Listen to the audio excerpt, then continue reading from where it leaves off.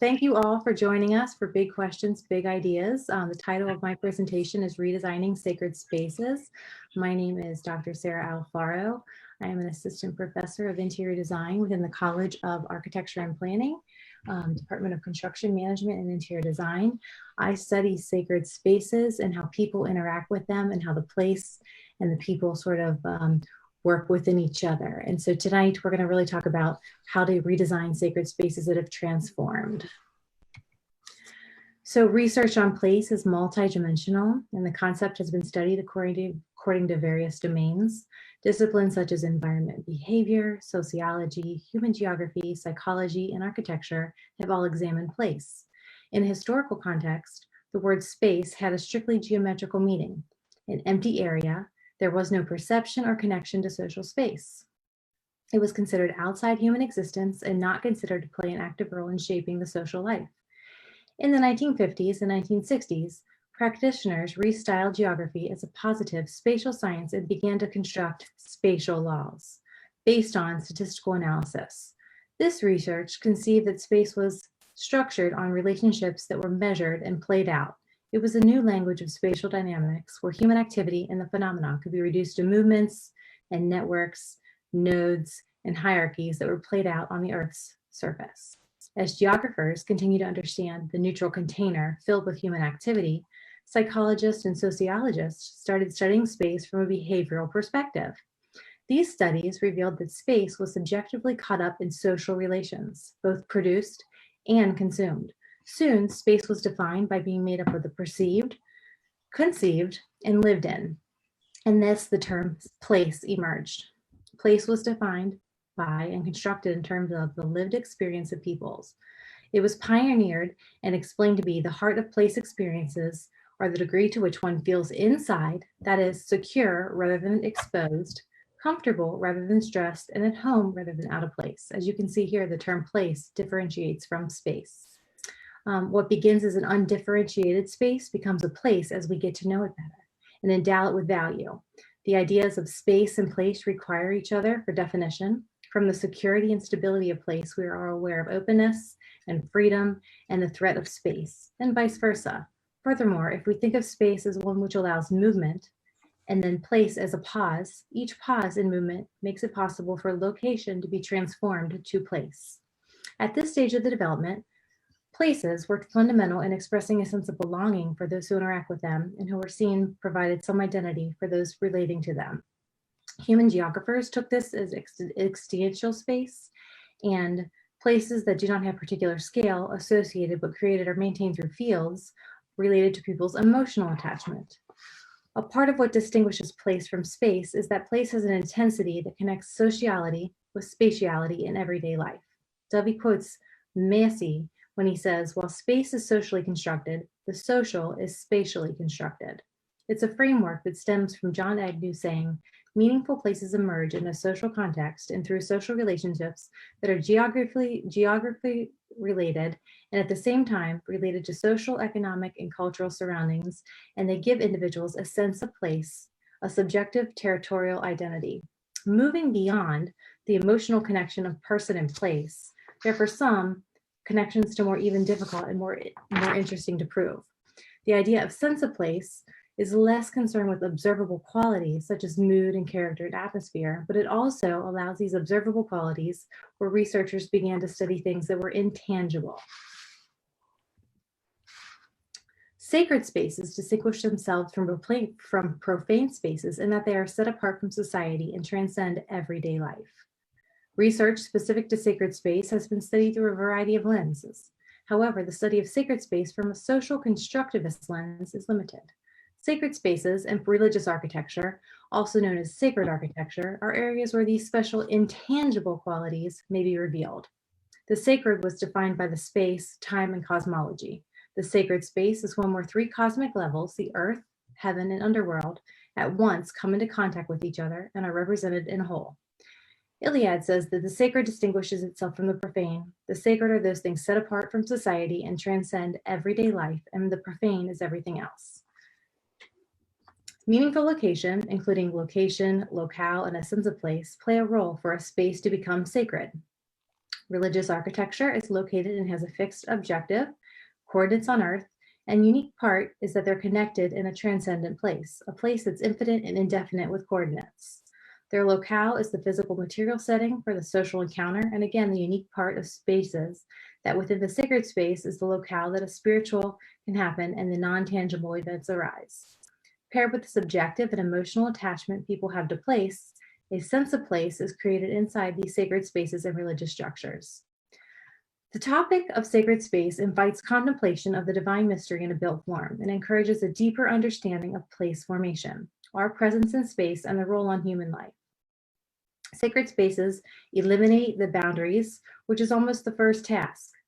It serves as an intermediate zone, and it distinguishes itself from being sacred and profane. It serves as a place of power where divine ancestors, spirits, and divinities are believed to be mysteriously present, embodied in the architecture. Thus, a space is not only made into place through meaning, sacred places possess a hidden meaning, which is revealed through its spatial constructs. You see, sacred space can be basically place-centered, do the persons, or person-centered. It could be situationally sacred or intrinsically sacred. Established on traditional values of phenomenology of religion, sacred space could have an instance of hierarchy, a situation where sacredness just shows up. If you lay a spatial blanket over a coordinate grid, things begin to basically show up. These places consist of natural and man-made elements. When these ideas of things just showing up that are sacred inside architecture begin to happen, humans apply and associate meanings with them, creating the sacred space.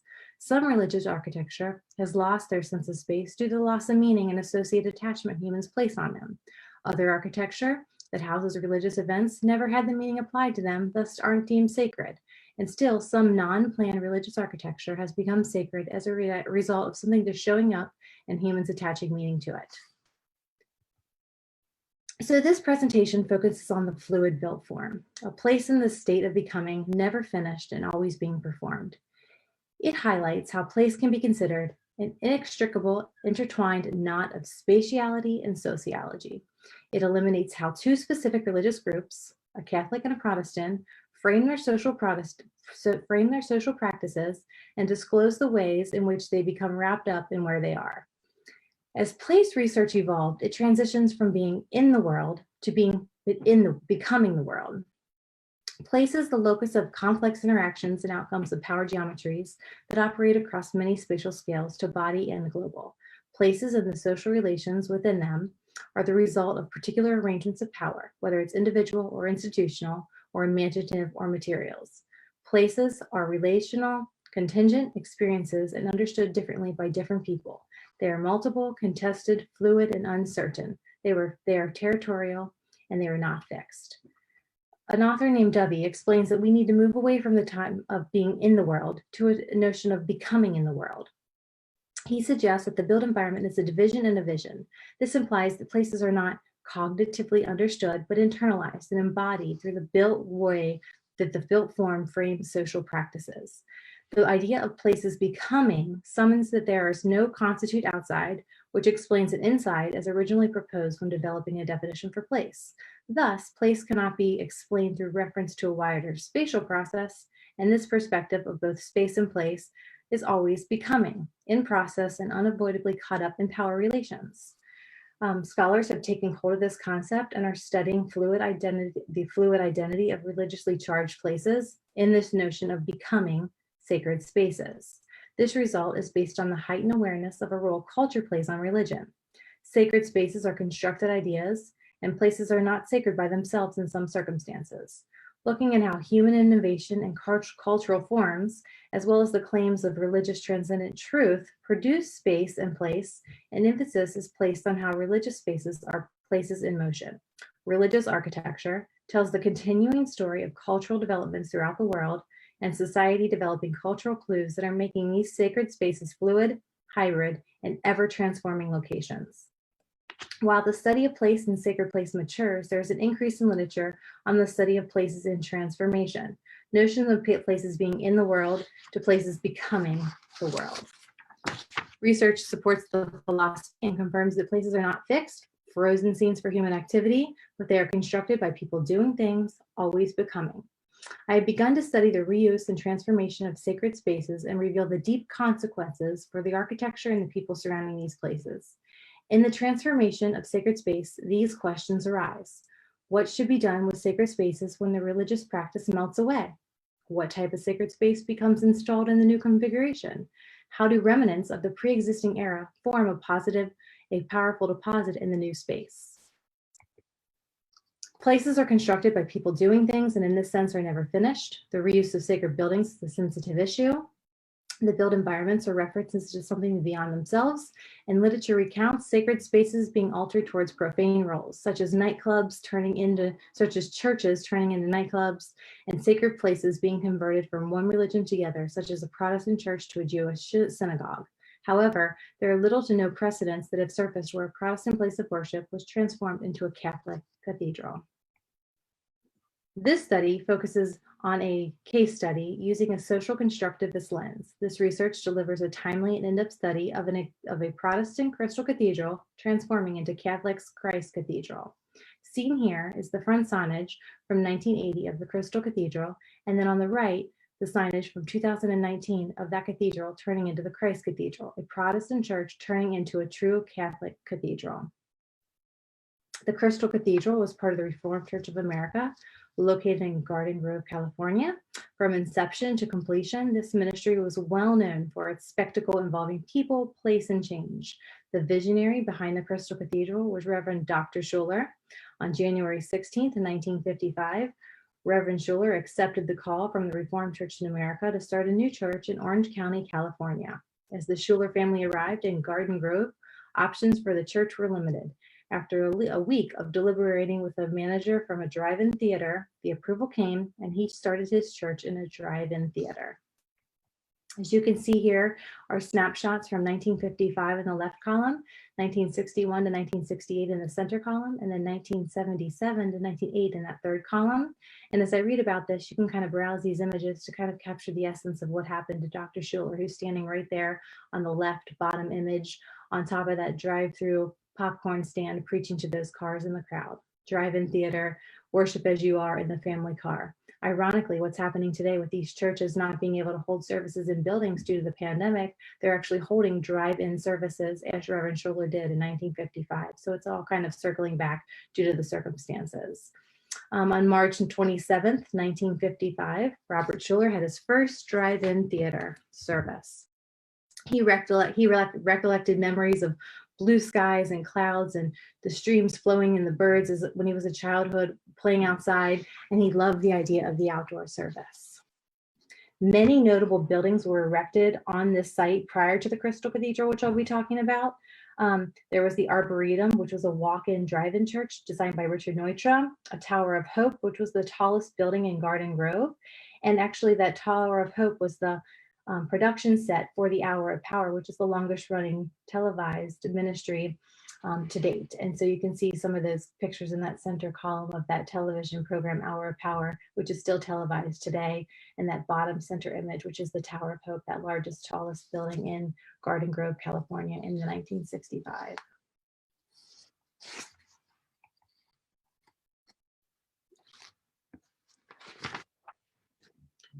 So in order to build this Crystal Cathedral, which you see here on the left, a lot of donations had to be given.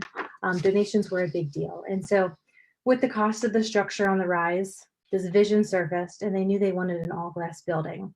In reality, the church was being built, and a church is based on member donations. So when questions arose about the cost of the structure, Reverend Schuller would just always say, the opportunity to build provides to the masses. The contractors, the subcontractors, the landscapers were all employed, making money in the design and construction of this church. But there was more fundraising that needed to be had. The Creans donated a cathedral building fund and gave $1 million in 1978. West Clemente Stone donated the second $1 million. And then again, later in 1978, the church congregation gave $1 million, and they titled that the $1 Million Sunday. So as you can see, the efforts were immensely humongous on the giving part of the congregation of the Crystal Cathedral. With efforts to raise more money, the church members were provided opportunities to personalize glass panels on the church exterior. As you can see on the top right, pavers were set in the common grounds of the church, indicating where certain statues were, but also paying honor and tribute to family members who had deceased, or just to family members who were connected to the Hour of Power in Europe or some other country. And so all of these things help build and fund this Crystal Cathedral. There were nearly 5,000 pillars of steel, which are basically white trusses on the wall that were sold for $500 each. And I was talking with John Bergee, the architect of this building, and he said, he came out one day, that was Schuller saying, and he said, I think we can sell window panes, 10,000, I think we can. If we split them in half, we can have 20,000. And so they were really about gathering money to fundraise to support this building from the crowd. And if you know anything about California, Garden Grove is quite the affluent crowd. And so they had the correct means to sort of make this building happen. As construction continued in 1979, fundraising efforts also continued. But then on September 14th in 1980, Reverend Schuller and the procession of pastors, elders, and church members marched from the Tower of Hope, the old church building, to the Crystal Cathedral and dedicated it. It was 90% complete and it was debt-free. After 25 years in the first drive-in service, 1980, the building was dedicated. During this time, the ministry also went from the church community titled Garden Grove Community Church to the Crystal Cathedral, paying homage to this crystal diamond floating in Garden Grove. The architects for this building was Philip Johnson out of New York and his partner John Bergee. And on this slide, you actually see a picture of the west view of that church, the Tower of Hope in the background with the cross, the site plan. And Kevin, you have a question?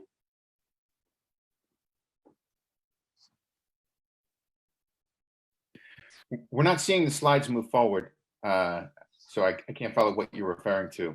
Oh. Hmm. It's also the case that on the Facebook feed, they're not following. Let me double check here. Let's see. Strange.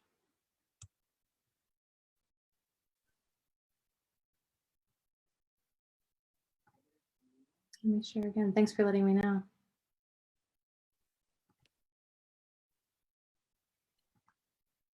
Were you able to see that slide? This Crystal Cathedral? Yes, now we can see it, yes. Perfect. Let me go back. Let me see if this works. I'm not going to go into full screen mode. Okay, so here's the signage that I was talking about. Thank you for letting me know. Here's the signage. This will make it much more dynamic.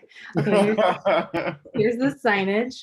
The left picture is the Crystal Cathedral from 1980. It's right when you pull in, you see this very mid-century cross with the font of Crystal Cathedral. And then in 2019, they changed that out to be called the Christ Cathedral, just a new dynamic as the Catholic Church. This slide is actually, the first column is that drive-in theater with Reverend Schuller preaching on the popcorn stand. The first billboard that was given at the drive-in theater called Worship as You Are in the Family Car. The center column is actually the Tower of Hope and where the Hour of Power was produced. And then the right column is Philip Johnson, Reverend Schuller, and John Bergee at the top discussing plans for the Crystal Cathedral, the demolition and the construction of the Crystal Cathedral, the signage on groundbreaking, and then the bottom right is a picture of the Crystal Cathedral interior. Here's a picture of the exterior of the Crystal Cathedral, and the middle is the site plan where you actually see the Crystal Cathedral, which is the diamond-shaped building in the center, with this prayer spire to the right, which is this large, tall, iconic spire in Garden Grove, and then the Tower of Hope to the left. And the top right is what I was talking about, where people could purchase plaques and they could purchase memorials to kind of dedicate on the grounds to build money. And actually, if you look at this left picture right here of the exterior, every single one of those rectangles that makes up that diamond was purchased by somebody that supported that building, and their name was etched in on the mullions of that window. Here's the interior of the Crystal Cathedral. And so it served as the television set for Hour of Power, a weekly worldwide television sermon, the fourth longest programming in America. The building was designed to facilitate a spectacle. The religious services were choreographed to perfection, fitting well the formed play of the televised play. Before the services, the outdoor fountains dance in front of these massive doors. The choir filled in and began to sing alongside the fountains.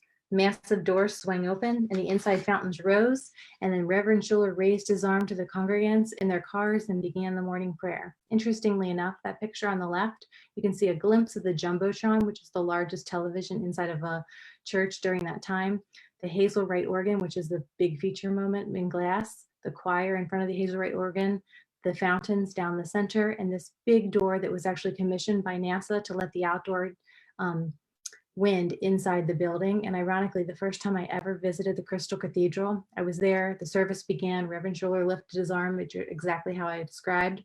The choir rose, began to belt out their first note, and a flock of birds came in through those windows, circled through the interior, and then flew out. It was quite dynamic and moving as a sacred space.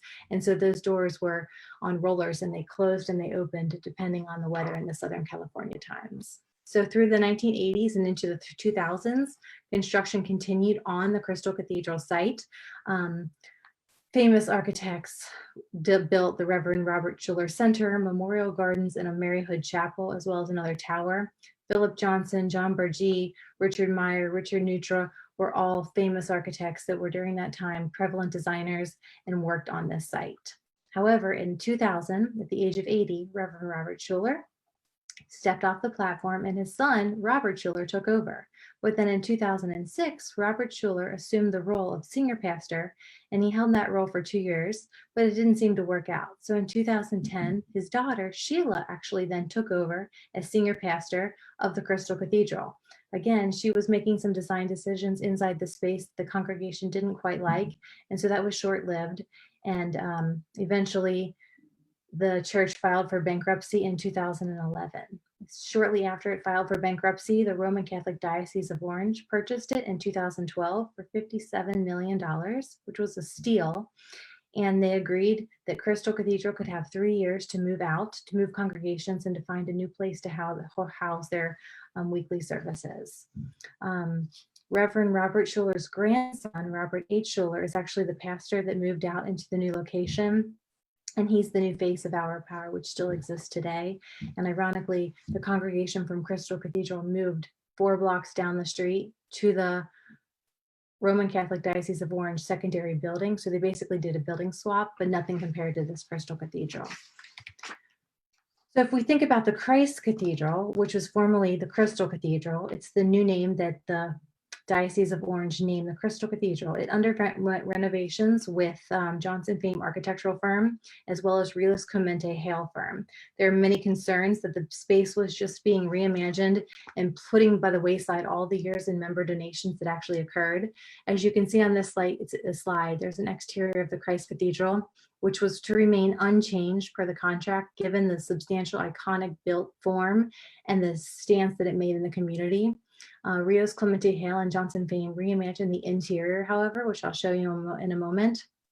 They did many sacred diagrams to understand where the sacred spaces were on campus, just like this one you see in purple on the screen. The heavily saturated deep purple represented the inner sanctuary areas in the Tower of Hope and inside that cathedral. As that purple faded out, you can see that sacredness turning into profane. On the bottom of this slide on the right-hand side, you can actually see those pavers, which were imagined to be dug up from the pathways that all of the Crystal Cathedral donations were given to support the Christ Cathedral.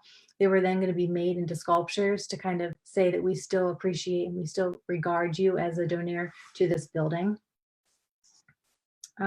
Some facts about the Christ Cathedral, as you see here, and I will just flip back really quickly. If you look at the right picture on this, this is actually looking east in the Crystal Cathedral.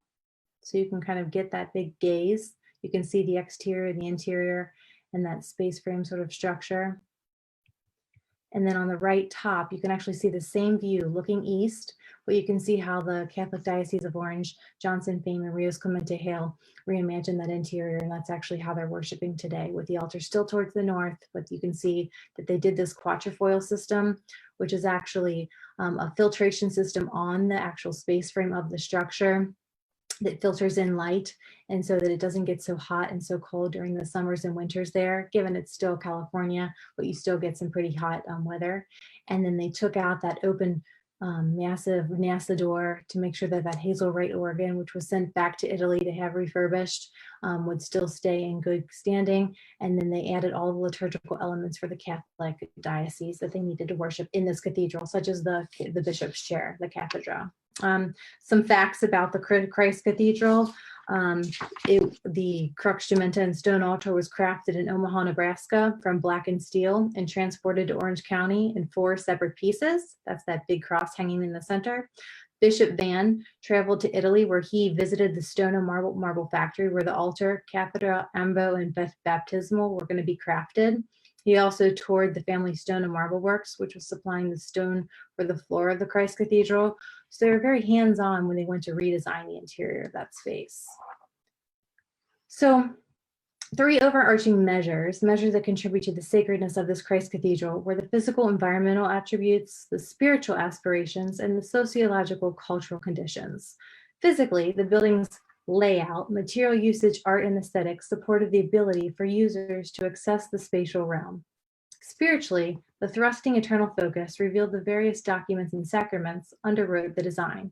The people in the surrounding culture, their views of history, and the understanding of financial implications also drove the design. The figure depicts the connections, revealing what contributed to the sacredness of the Christ Cathedral.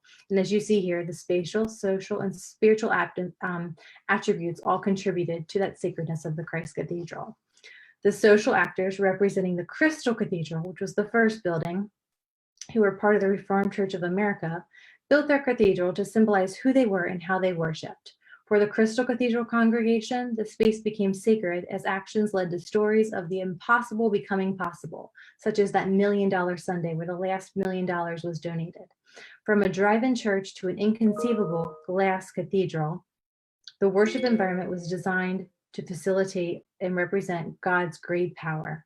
It was seen in the magnificence of the built form, focused on nature with those big windows and that view out with the glass, accessible to all through Jesus himself as the sole intercessor. However, when the social economic demands surpassed the spiritual, the Reformed Church of America lost their space, a new religious group, and the Catholic Diocese of Orange took over. This new group began to redefine the built form by who they were and how they worshiped. The key social actors represented the Catholic diocese, acknowledged and expressed reverence for the spiritual power which manifested in the existing Crystal Cathedral space by the former ministry, but recognized there were differences between the Protestants and the Catholics. The social actors for the Christ Cathedral strived to make space more authentically Catholic, and that's what they kept saying. We're going to make this more authentically Catholic through symbolism, rituals, and thresholds related to the hierarchical papacy and sacraments and saints in order to design their cathedral. Findings revealed that the team's design strategy, aligned with the social taxonomy, where sacred place was understood in 3 ways: the ability to offer ritual space, which provides a location from formal, repeated symbolic performances; the place interpreted as a significant place, which emphasizes the significance of the human, offering a glimpse of afterlife or showing a path to follow to enter the extended realm; and 3, the place offering a space of concentration where the sacred symbols are negotiated, which turn results in variance. Deliberate design moves inserted in the transformed cathedral strive to create a powerful spiritual setting for the new religious group. Specific Catholic rituals were considered as this space was designed. These design decisions afforded places where the congregation could achieve a clear understanding or connection with the divine. These areas where rituals could be performed created opportunities for liminal zones, spaces of in-betweenness, and diminished the separation between human and the divine. A more literal set of symbols also accompanied the transformed space. These symbols were designed to serve as a bridge from the past to the present, from Crystal Cathedral to Christ Cathedral, linking the identity with the unidentifiable and connecting the individual to the collective congregation. As the 2 religious groups moved through the space and attached stories to the landscape, sacredness could be evidently defined by the person-centeredness or situationally sacredness rather than anything intrinsic. It was a space that embodied the culture it served and one that was continuously reformed by the humans that interacted with it. The Crystal Cathedral was formed as a result of the group who had similar religious beliefs. This group, part of the Reformed Church of America, defined and designed what sacred built form looked like in their specific beliefs and worship set. As the group left and a new religious group, the Roman Catholic Diocese of Orange, took over, the Christ Cathedral representatives began to design and redesign what sacred space looked like for their use. What seemingly worked for one group did not necessarily work for the next. Studying the past, but launching into the future, the informants defined specific areas that would need to be more literate for their religious needs, explaining the Catholicity needed to be sacramentally focused. As a result, a series of rituals, symbols, and thresholds were continued and included in and around the space by the design team.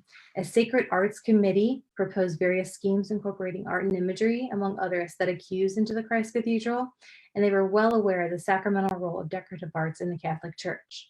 Additionally, specific materials and lighting adjustments were added to support the participants' collective divine intuition. And I'll show you pictures of the interior again. These additive behaviors liken something like the decorative shed that you would see in the postmodern movement. Garnishments were applied. In this study, the embellishments the social actors applied to their shed afforded ways participants could bridge across the spatial place to the spiritual realm. This notion of beautification spawns from humans requiring more out of their buildings.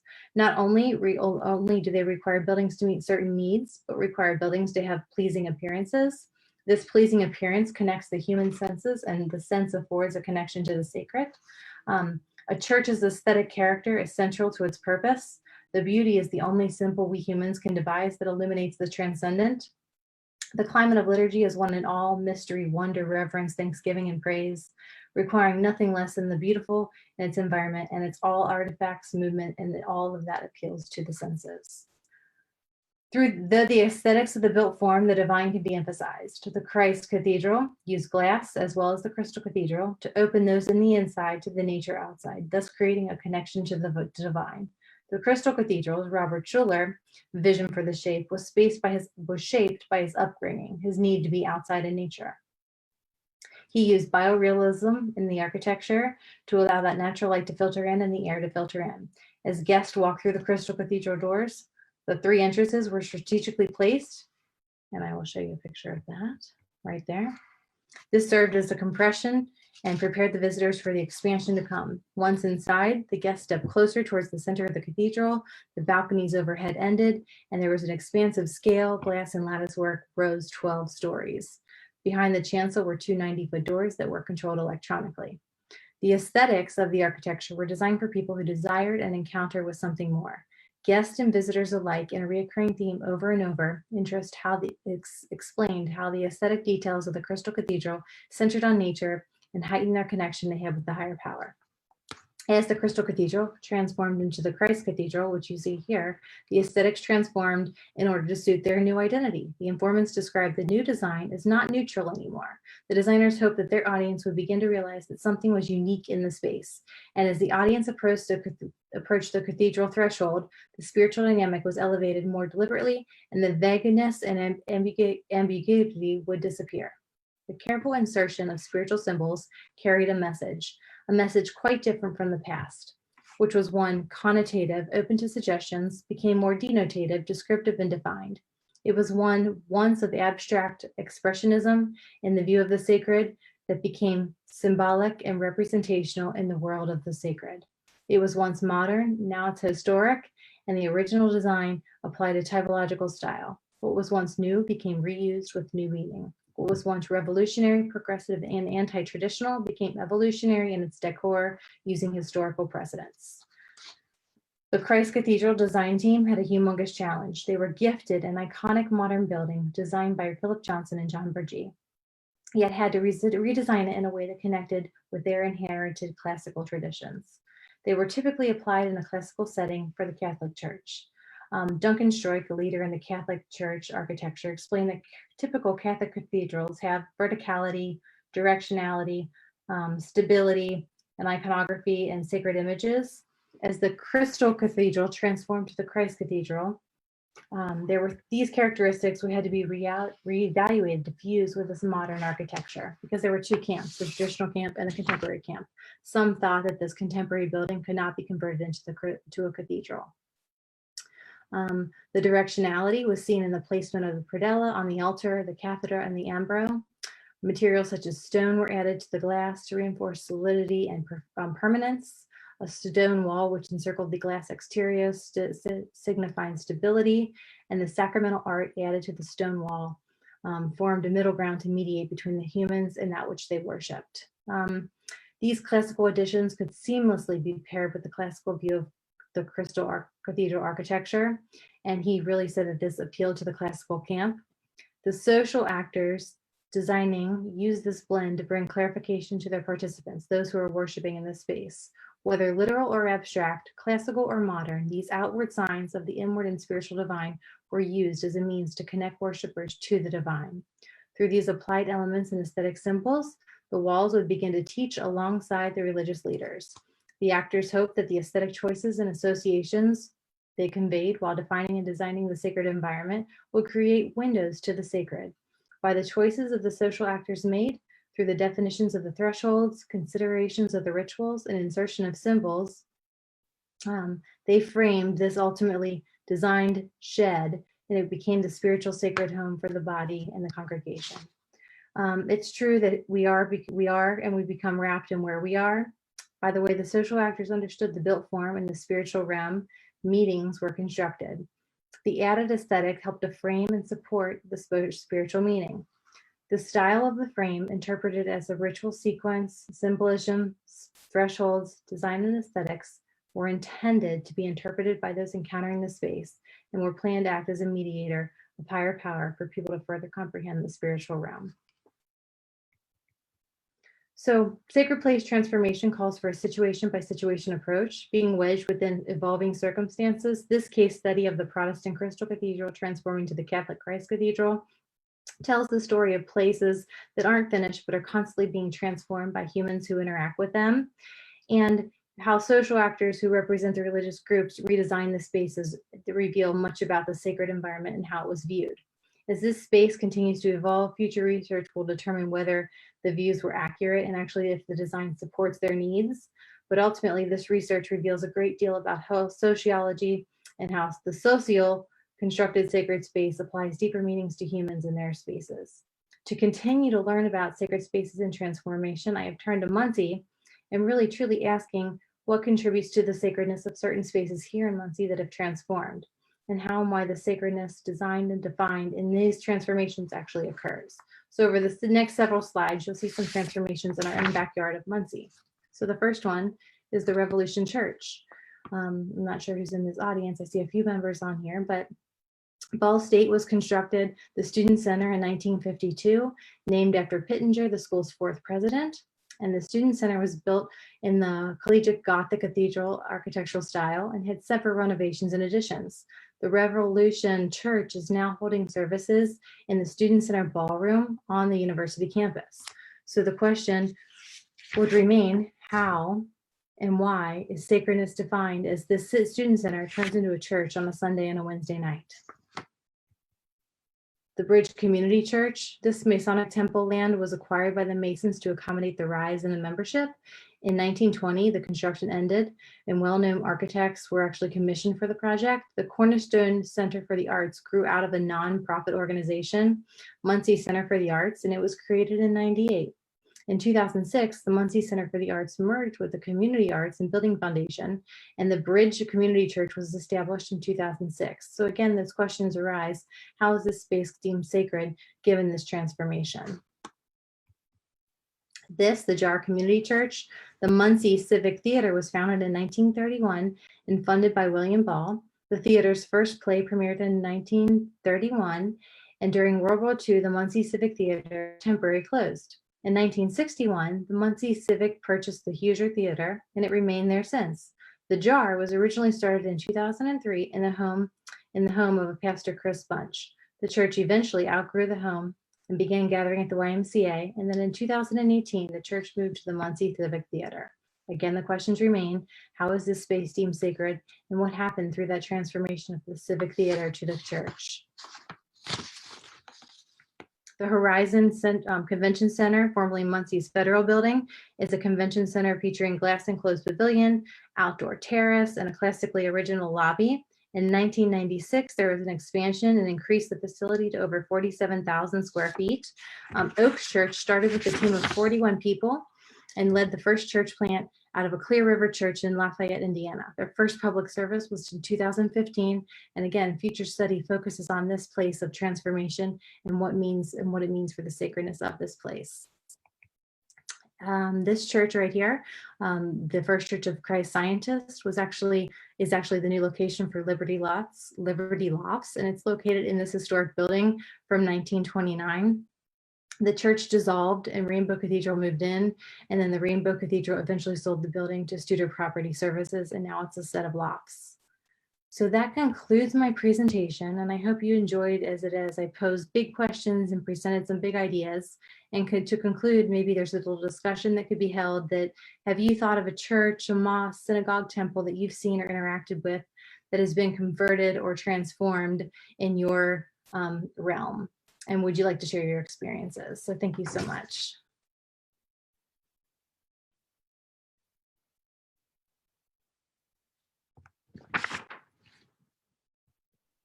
So we have time for a few questions. Sarah, a lot of the people viewing are on Facebook, so our method of retrieving questions is something that we're going to have to refine over the course of these. However, we do have a few people here, including my colleague Matt Hotham, and I'll pass the floor directly to Matt. Matt's in religious studies. He's someone with whom you would have a lot to discuss. So I'll just give Matt the first opportunity, and then I have a few questions of my own. Hi, Matt. How are you? Hey, good. Thank you for this presentation. It was really, really interesting, and I'm glad we got the slides working because those were important, really, helpful and important to help me understand what you were talking about. I came maybe like 2 minutes late, so if I missed this, feel free to just tell me to shut up and go back and watch the recording later. But I'm curious about the decision to focus on a place that goes from a Protestant to a Catholic space, in part because, and your presentation showed me all the ways that there were multiple layers of thinking about how to change this from one type of sacred space to another type of sacred space. But it strikes me that in contrast to some of the examples that you gave here in Muncie, like the Catholic Church's theological answer to how you make a thing a cathedral is, you install an altar with a relic, and then boom, now it's sacred. So I'm wondering, that seems like an overly facile explanation, right, for how to make something a sacred space. But I'm wondering if you bumped into that in your research of people saying like, you're overthinking this. When it comes to a Catholic cathedral, we know what makes it a sacred space. Yeah, that's a really great question and sort of an observation, because the building is so iconic in the architectural world. These two famous architects, Philip Johnson, John Burgee, I mean, they're icons in this world. They designed this iconic, basically massive greenhouse for a church. So it was revolutionary back in the 80s to see this. I mean, it was a tourist attraction. It still is. You know, it was like Disneyland was right down the street. People came to Disneyland and then they went to the Crystal Cathedral. And so when this went bankrupt and the Catholic diocese purchased it, they were like, what do we do? So first there was an uproar in the Catholic diocese because do they purchase this contemporary cathedral? Can it be converted to something sacred because it's such an icon and because it's such a modern building, essentially? And so once it went through their board and they said, yes, we can purchase it, partly because it was such a great deal and the land was unbearably, you couldn't pass that offer up in Orange County. And so they purchased it. Well, then they went through this sort of conflict between the people in the traditional camp, which said, like you explained, just throw a relic in there, you know, give it an altar, and you've got what you need to make it sacred. And then you had the other camp, and that included the architects that were on the project that were trying to make something more intrinsically sacred about it. So what if we added symbolism and people didn't understand that symbolism and it just became sacred intuitively? So at the end, what was designed was this balance of both. Yes, there was sacred art, and yes, you had the Stations of the Cross and things that needed to be in this Catholic cathedral. But at the same time, they went through like the antiphonal seating, or where the altar might be in the center and everyone around. Budget got in the way. So it was an interesting dynamic to see how they were designing to make it sacred, dealing with budget, dealing with the Catholic camp having this traditional view and the contemporary view. And so really it was just a unique observation as this cathedral was converted from this very contemporary iconic architectural piece. Can I ask a follow-up question? It sounds like maybe part of their concern was also that people would interact with it incorrectly after the conversion. And they wanted to make sure that it was signaled that this is how you now interact with the space, It's regardless of how you thought of it before. It's true, it's true. And they have a large Vietnamese population. And so they were throwing statues up everywhere, just trying to, kind of relate to different cultures and ethnicities there in Garden Grove, which is wildly diverse. And so, yeah, they were worried about how people would interact with it and what would they say and what would that do to their previous Catholic traditions and values. They renovated one of the buildings on the site already, which was inherently mid-century modern.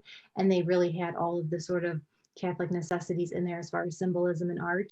And so when they did this, they sort of tiptoed around that. But I think because that renovation of the Arboretum, the first building where the hour of power was held, came first, I think the community got to experience how do you worship in a new type of space through that. And then they watched this evolution, and there was constant marketing and publicity on their website. And people were just excited that they now owned this or had a share in this, this iconic building. So if I might change the subject here, I want you to walk us back through what you said about the Pittenger Center, because you ran through these local examples fairly quickly, and like to me, they're extremely interesting. I've seen these buildings, and I don't know everything that you know about them. So if I understood correctly, it's that it's a religiously influenced style of architecture for a multi-use building that eventually becomes a part of which eventually becomes a sacred space? Or did the building actually begin as a church of some sort and then get converted to a multi-use building? No, it was just designed in this Gothic cathedral sort of style. I mean, you can see some of those elements happening. And so it was a student center designed for the fourth president. But then that one room, that the student activity or student center ballroom, becomes the church. So it's not the whole facility, it's one room inside. But what's interesting about this dynamic is like the students attend here, get their coffee in the morning, go to Taco Bell or whatever they're doing on campus in this building. And then on Sundays and Wednesday nights for Bible studies in churches, they're going to this facility. So this is part of my next longitudinal study to really understand the places in Muncie and how that sacredness transforms, or is it sacred? Because as I mentioned at the beginning of the presentation, some places, churches aren't sacred. It's just the people being together make it a sacred environment for them because of the communion of the gathering of the people. So maybe this is that kind of case. This case study that I presented, that big Crystal Christ Cathedral transformation, was one that was iconic and sort of one for the record books, whereas something like this, which might be more minute, might just be the people gathered together, and that's what makes it sacred, because the relationships that were formed and what they worship. So is there much history behind the study of the idea of like temporary or transitional sacred spaces? I'm thinking of like, so I mean, this is not about a sacred space, but my garage is where I park my car, but it's also my gym. I pull my car out and pull everything out, right? So it's like it's a collapsible gym inside a garage. So I use it for two different spaces, and it has two different meanings to me, like for that. I don't know how, I never thought of sacred spaces, church spaces in that way, because I grew up Catholic in an urban neighborhood where the church was a special building. It was different than all the other buildings in town. Other buildings in town could have multiple uses, but the church was a sacred spaces with a permanent designation for that. But I mean, you seem to be giving us examples of like, this is a space which gets converted on Saturday evening from 7 to 10 for the sacred thing.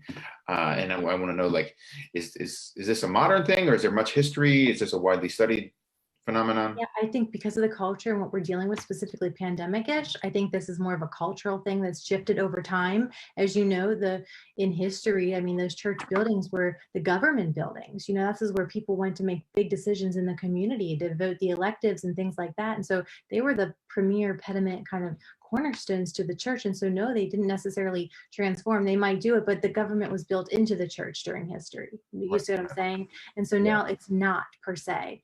And so it's a new sort of look on what's happening in this contemporary society. And that's kind of where I'm focusing right now for the next couple of years, to really look at the Muncie community to see what we have. Yeah. What's interesting about the examples you gave too, to sort of piggyback off Kevin's first question, is it'd be interesting to see if they gravitate, like these are all old, for the most part, older buildings with brick and stone architecture. Yeah. And I wonder if there's a reason that they gravitate towards renting out spaces in these places rather than, you know, oh, there's an abandoned storefront in the strip mall and that would be a little cheaper, but maybe it's worth paying a little extra to be in a former Masonic temple or to be in a theater, Well, I think for the the architecture aesthetics has of it. something to do with it. I mean, that architecture is Yeah. just beautiful. And who doesn't enjoy a beautiful piece of architecture? Is that beautification that I was talking about. But also on the flip side, there are so many, you said storefronts that have converted to little one-off churches. And there's many studies of people looking at those storefront churches, or maybe the many studies are the people in my realm that study it that I follow. But there's plenty of studies out there that are studying these church fronts that are just strip malls that have converted to churches. And so it's sort of that inverse of what you're talking about. But again, to answer your question, it's the beautification. It's who doesn't want to live in a beautiful building with a rose window or something like that. I mean, look at this picture. Look at that far. I mean, wouldn't that be a beautiful place to, isn't that incredible? I remember looking at those at one point when they first went on the market and thinking Yeah. that is gorgeous, and then looking at the price tag and it was like, That's oh, not, that is not a Muncie price tag. that's right. That's right. So yeah. So if there's anybody on the call that would love to collaborate or has more information about those last 5, I would love to know more. Again, this was just my sort of first stab at, this is the first presentation on those 5 places of transition. Prior to this, I really focused on that Crystal Christ transformation, but I would love to connect with anybody that has more information on this or would love to kind of pair with me on some research on these transformations of sacred spaces.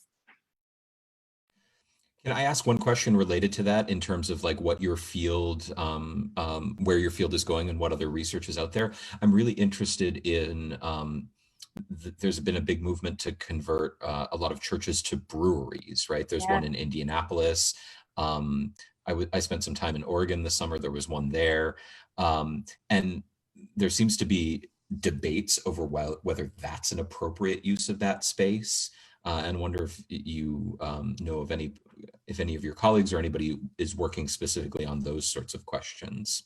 No, but it ties into what I'm doing. And so I say all the people that I'm working with really look at something. It's that sacred and profane. It's like that beer profanity kind of thing, that atmosphere of nightclubs. And then you've got that church and that sacredness, like association that typically occurs. And so what happens when you connect those two and what's that dynamic?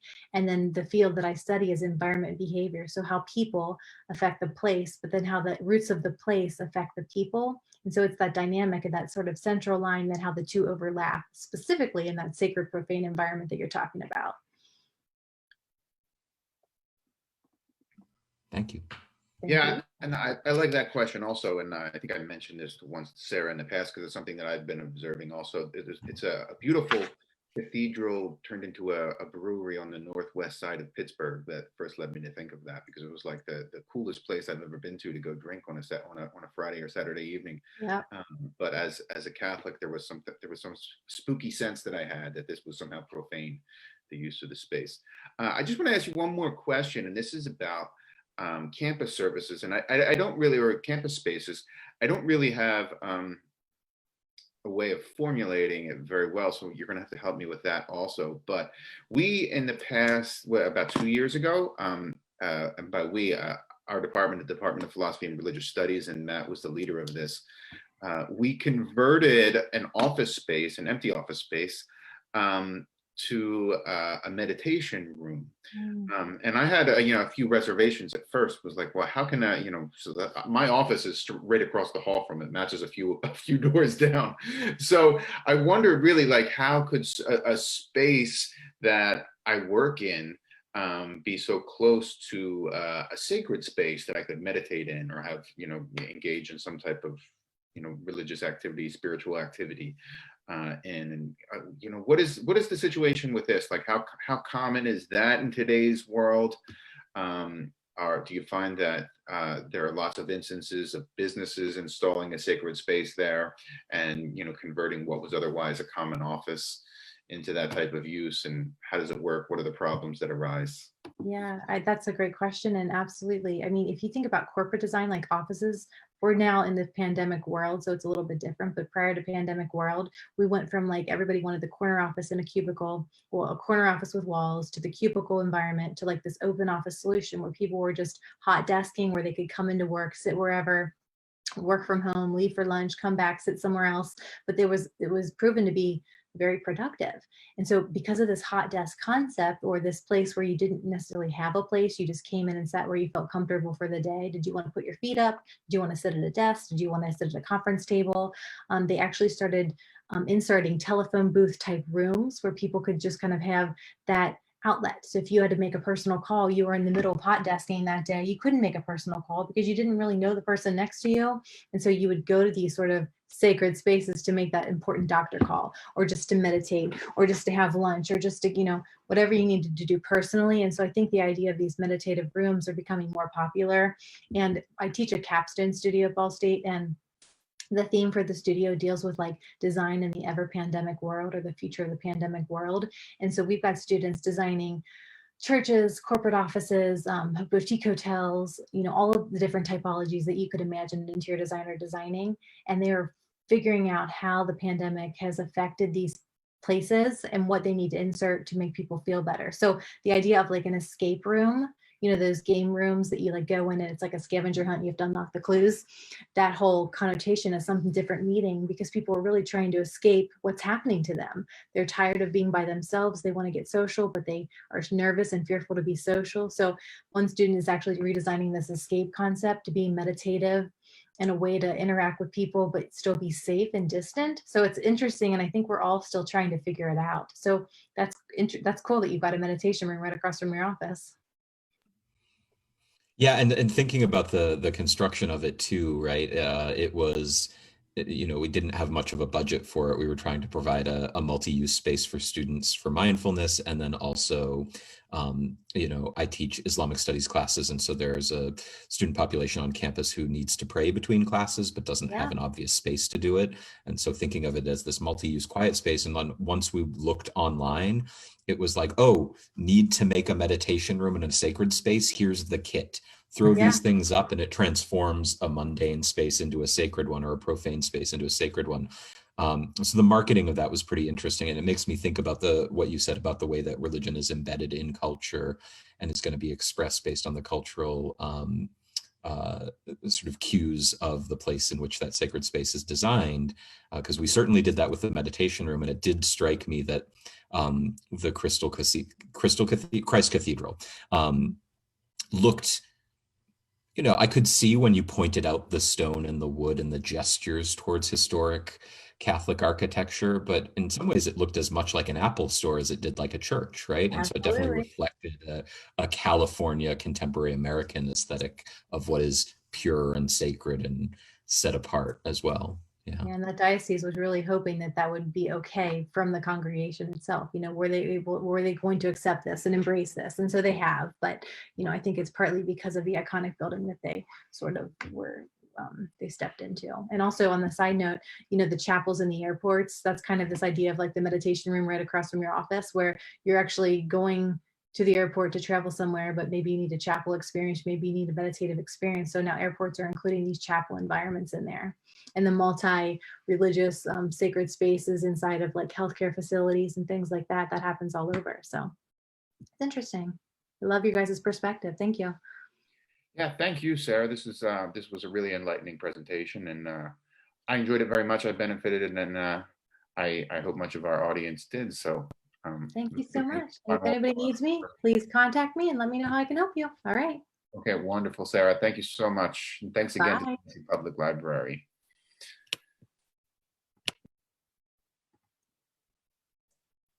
Yes, thank you guys very much for attending, and we'd like to thank all of our Facebook viewers who tuned in to the presentation as it went along. We very much appreciate you all, and thank you very much for attending the Big Questions, Big Ideas, and look forward to next month, as well as keep an eye on our Muncie Public Library Facebook postings, as well as our calendar on our main website, munciepubliclibrary.org, and we'll let you know when the next Big Question, Big Ideas comes around.